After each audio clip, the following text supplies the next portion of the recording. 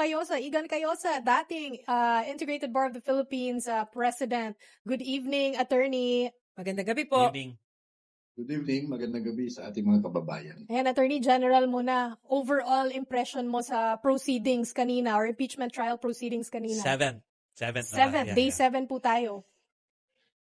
Very revealing ang proceedings kanina. Of course, napakahalaga yung mga nadesisyonan nila at nakita natin ang mga tunay na kulay o pagkatao ng iba sa mga senator judges.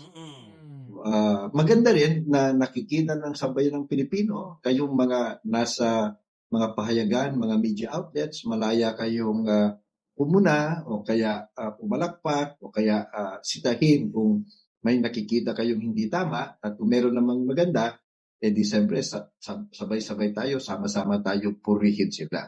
So, very positive ang nangyari ngayon despite the fact na obvious merong iilang mga senador nag-aabogado sa magkabilang panig. Sana naman huwag ganun. Pero maganda rin na sa simula pa lang, pinagtuunan na ng konting pansin, pero mabigat na pansin, yung gawain ng ibang mga senator judges na nagpapasok dito sa impeachment hearing ng mga ibang bagay na wala namang relevance o materiality dito sa kaso ng impeachment ng Vice President. Sa pamamaraang yan, humahaba yung talakayan, nasasayang oras ng impeachment court at na nakakadagdag dun sa pangditribol at nalilihis ang atensyon ng taong bayan dito sa napakahalaga pero napakasimpleng impeachment hearing dapat. Attorney, isisingit ko na po dyan yung, kasi nabanggit niyo na may mga nagpapasok ng ibang usapin. Ano po, I wonder kung gaano nga po ba kahalaga yung pagiging isang abogado sa pag-handle nito. We all know na hindi naman siya required. Kaya lang for some reason, parang ilang beses na kasi siyang inuungkat to the point na parang nagiging insult siya in a way to other members of the court at saka yung ibang mga nanonood doon because of yung matter or yung way ng pagsasabi ng ilan sa kanila. How important po ba yung legal background sa mga usaping ito?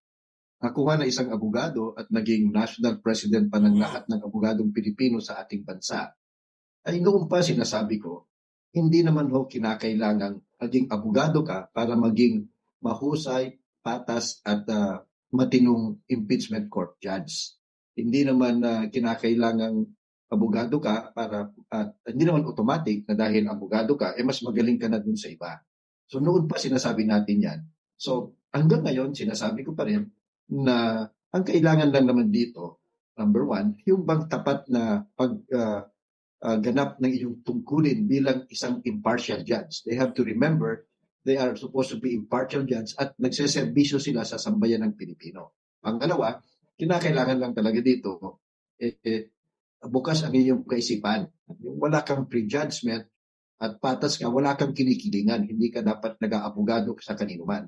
Pangatlo, malinis ang puso mo, konsensya mo. Kasi siyempre, kung meron kang ibang agenda, halimbawa, gusto mo lang mag-grandstanding in aid of election, o kaya meron ka na palang hindi pa nagsimula ang hearing, sabi mo, basta kahit anong gagawin sa akin, ito pa rin ang aking desisyon, pabor sa isa o sa kabilang panig. Pag mga ganon, meron ng mga hidden personal agenda na kuminsan selfish, talagang nasasakripisyo. So, yun lang naman sana ang kailangan natin. Yung maaring may advantage ng konti mga abogado, pero lahat naman ng mga senator judges may mga abogado at magagaling, competent naman. So yung sa aming mga abogado, hindi rin maganda at it is contrary to our ethics bilang lawyers, no?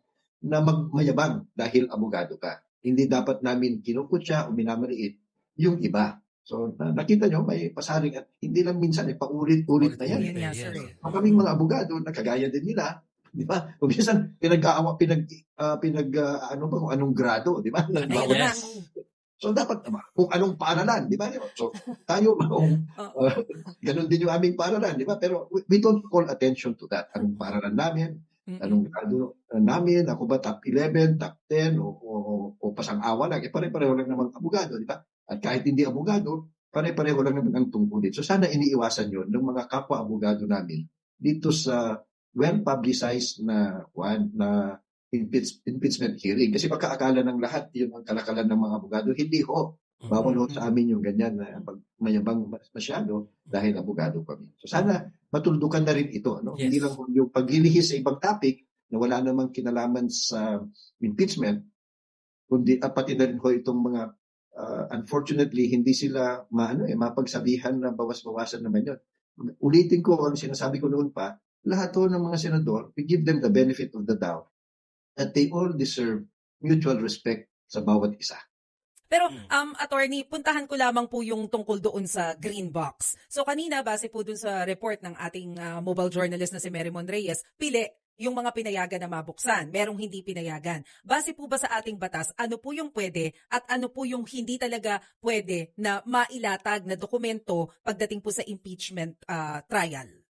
But to be accurate, ang framing is, karamihan ho na hiningi na dokumento o records ng prosecution na masumpina, pinagbigyan. Fair naman sa Senado. Karamihan ho pinagbigyan.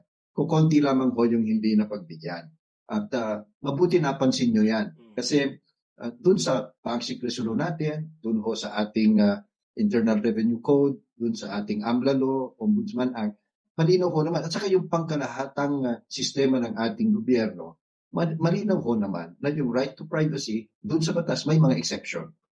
So narinig na natin, napapaloob ito sa exception. Pangalawa, malinaw din ho naman na may poder ang impeachment court at iba pang mga korte na magpalabas ng subpina kung yung mga dokumento na iniingatan ng gobyerno nasa private hands ay material and relevant to know the truth and resolve a case pending before the court. So ito ho ang importante. Malinaw din sa ating batas at lahat ng desisyon ng Supreme Court at iba pang maraming batas na pag ikaw ay nasa gobyerno, you shed part of your privacy. Kasi nga, nakalagay sa ating Constitution, overall principle of transparency and accountability in public office. So, namayani ho naman yun. Pero yung dollar account, sinabi ay hindi daw pwede ito kasi ang nakalagay lang na exception sa batas, dalawa lang, waiver, at saka yung gano'n ang nakalagay. So, we disagree with that kasi ito naman ay impeachment court. At in general, pwede ho naman kahit walang exception as long as it is material and relevant. But we have to respect that. Decision nila yan.